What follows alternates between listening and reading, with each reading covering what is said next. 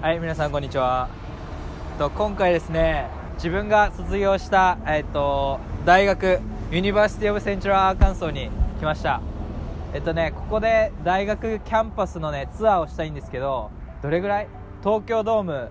何個分？結構多いよね。だからめちゃめちゃ広くて紹介するところいっぱいあるんで、短く、自分がねちょっと思い出に残ってる、場所をピックアップして、キャンパスツアーしたいと思います。では最初のところ行きましょう。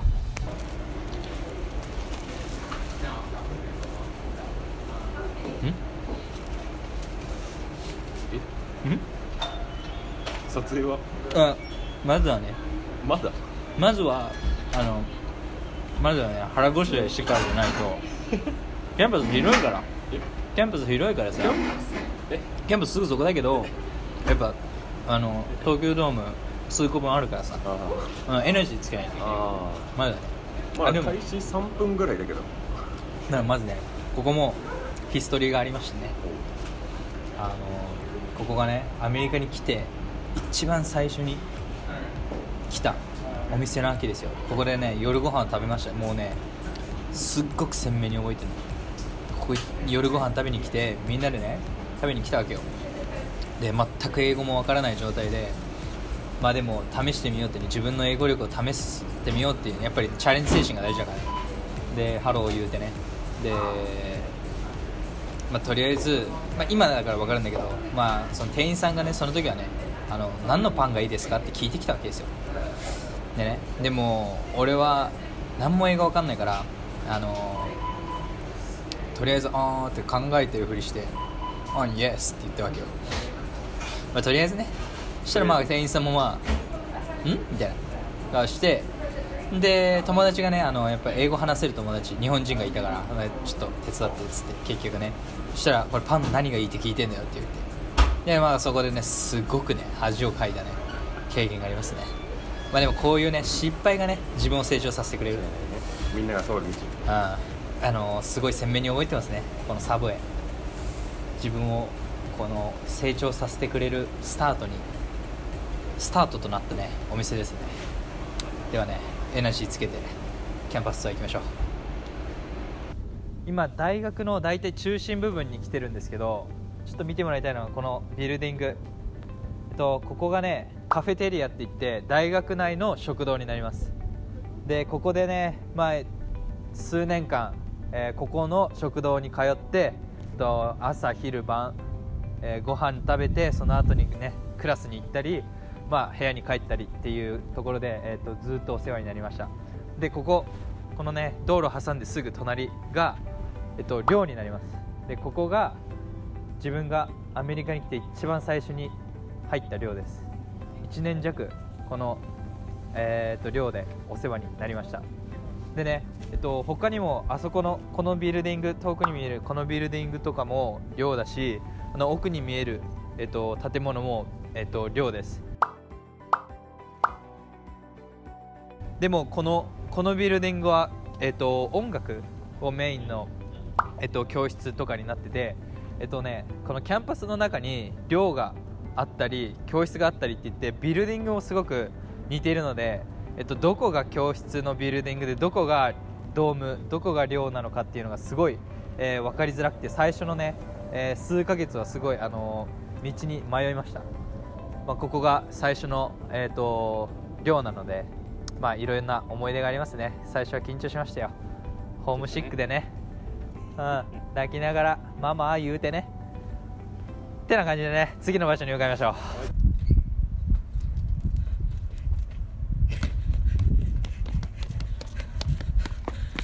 いいねとチャンネル登録よろしくね。図書館に来ました。これ、トレイソンライブラリーって場所です。でこのね全てがここから向こうまでだねが全て図書館になってます。でめちゃめちゃ綺麗で、なんと学期中はね24時間空いてるので、もうね一日中勉強できます。でね学生生活ずっともうここにはね通い続けました。もうこれ第2の部屋です。学期末のねテストとかになるともうここに通い詰めて、もうオールとかしまくりましたね。よくないんですけど、ではね、中もちょっと見せたいと思いますね。中行きたいと思います。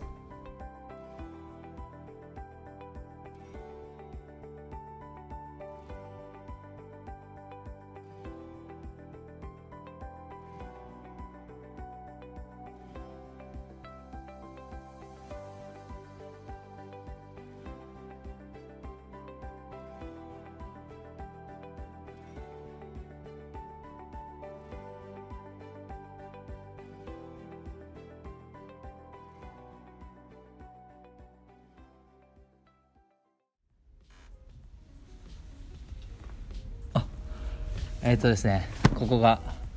図書館の中になってます。よくね、このエリアで友達とかとめちゃめちゃ勉強しました。もうね、何時間かも分かんないぐらいこのね場所にいて夜勉強しに来ましたよ。クラスがね、大体クラスとかサッカーがねの練習が5時ぐらいに終わって、その後夕飯食べてもう直行してここ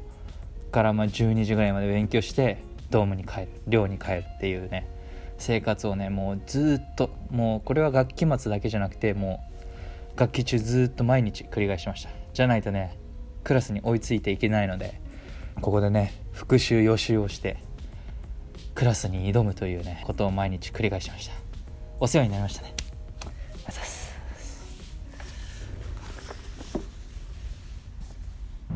はい、ライブラリーの窓なりに来ました。で、ここはね、語学学校でアメリカに来てから約半年間この語学学校で、英語を学びました。でね、この語学学校でレベルがあって、最後のレベルのテストをクリアすると通常の大学の、クラスに参加できるというシステムになってます。でね、ここで半年間ねお世話になっていて、今ねビルディングの中が入れるようなのでちょっと行ってみましょう。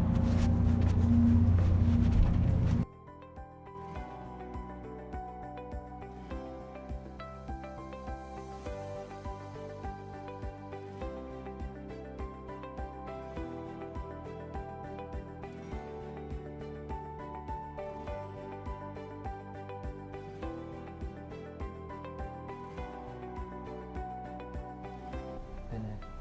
こういう感じで、各ねレベルがあって、リーディングクラス何やったんだっけ、リーディング、ライティング、ボキャブラリー、スピーキング、リスニングかながあって、それでね毎セメスターねテストがあって、テストに合格すると次のレベルに上がれて、1から5かレベルがあって、レベル5のテストを合格すると通常のね大学の正規授業に参加できるっていうシステムになってます。なのでね、この半年間俺はここで英語を学んでね、どうやってコミュニケーションを取るかとかっていうのをいろいろ学びました。すごく楽しかったですね、今考えてみると。ですごい実際ね先生たちにいろんなことを教えてもらったので感謝してます。こんな感じでもうちょい回ってみましょう。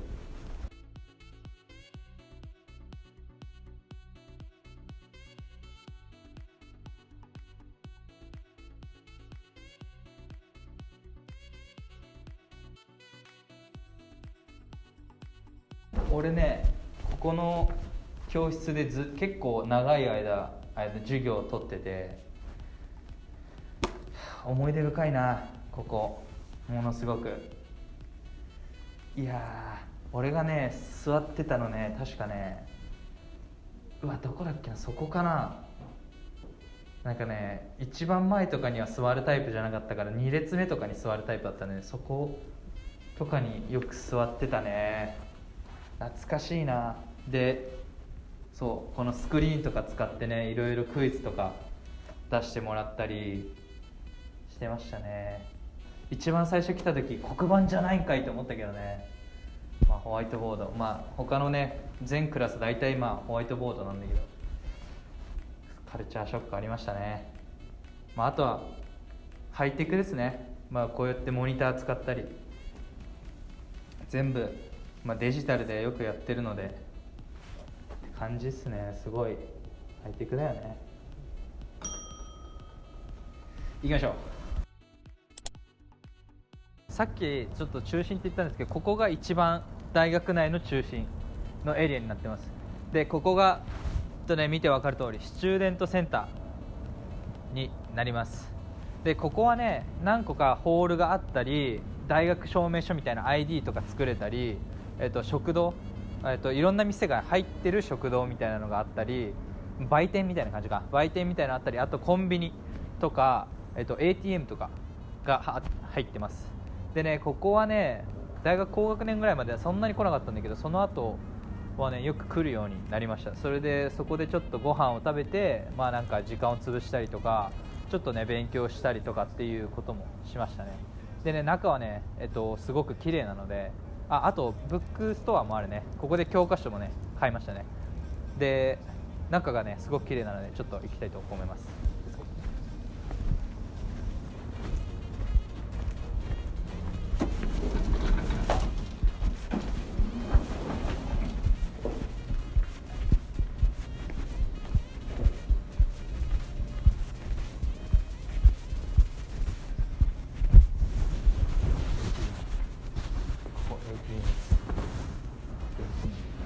引き落とせます。ここでね、まあ今ちょっと映せないけど ID を作ってます。ここがねブックストアつって授業の教科書とかをここで全部買います。で他にもね服とかグッズとかも売っていて、まあ、お土産とかにはすごいいいとこですね。待って、ワンチャンケイリーの妹働いてる施設ある。はい、ここが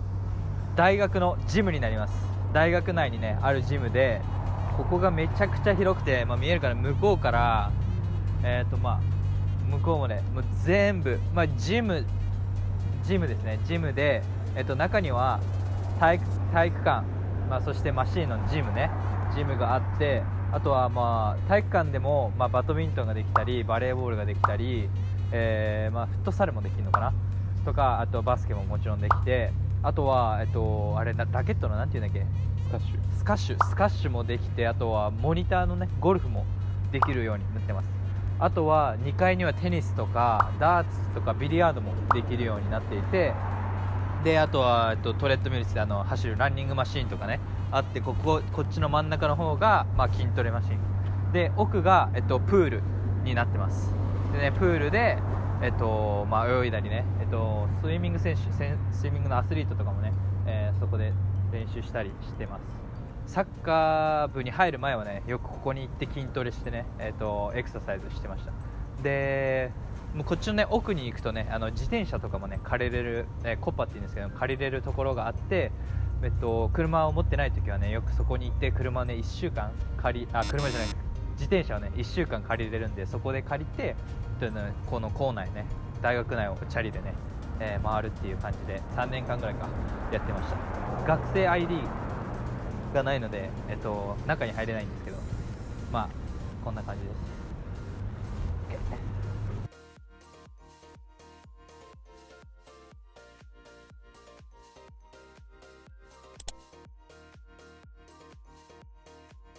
来ました、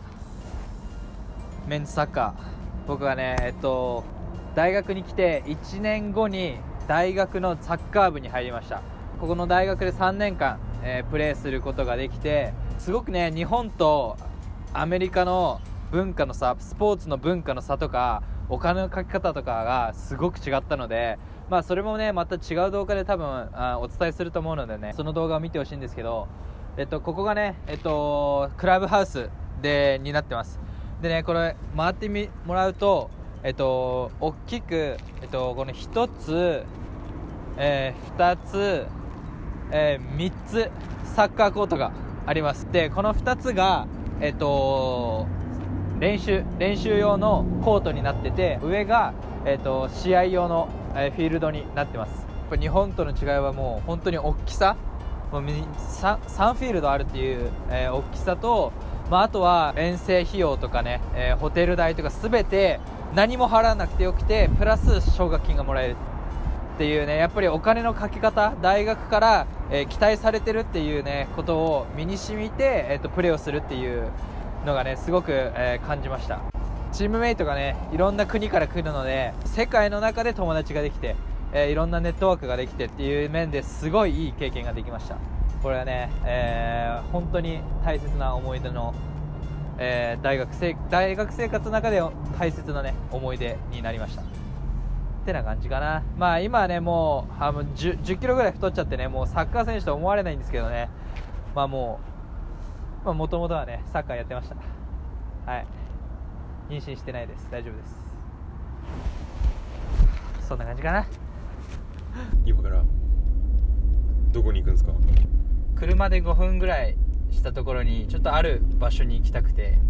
まあそれも俺の大学人生にとって大きな場所だから、俺にとってあるちょっと人生の、まあ、ターニングポイントじゃないけど、この大学人生にとってのターニングポイントだから、ちょっとそこに向かいたいと思います。はい、ここが僕の思い出の家になるんですけども、実はここで僕はケイリーと出会いました。ホームで試合があるとその後にねパーティーをよくやるんですけど、まあ、僕はサッカー部のパーに行ったことがなくて、春学期にみんなが最後だから来いと、強制的に来いみたいな感じで強制的に行かされて、この家にパーティーにしに行ったわけですよ。でそしたら僕の友達が誘った女の子がケイリーを誘って、そのケイリーの友達と来て会って話してって感じで、ここで初めて会いました。初めて会った時にねちょっと一緒にダンスをしたんですけどね、この動画がこちらです。どうぞ。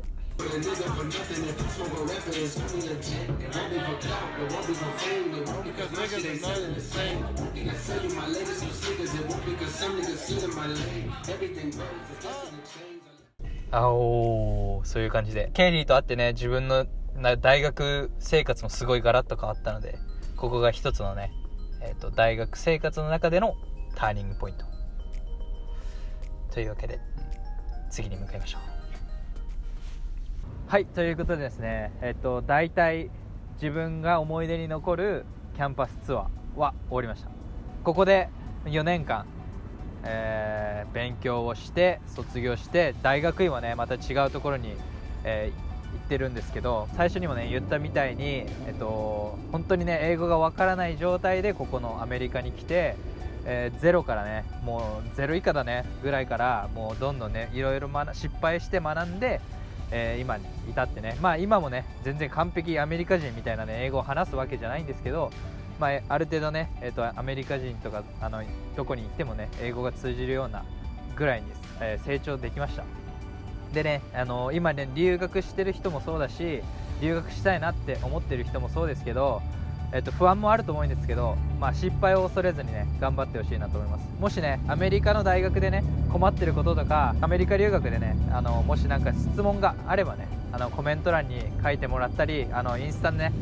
タも概要欄に貼ってあるので、インスタの DM ももらえたらね何かしらお助けができると思うので、もしね興味がある人、またね何か相談したいことがある人はねDM コメント待ってます。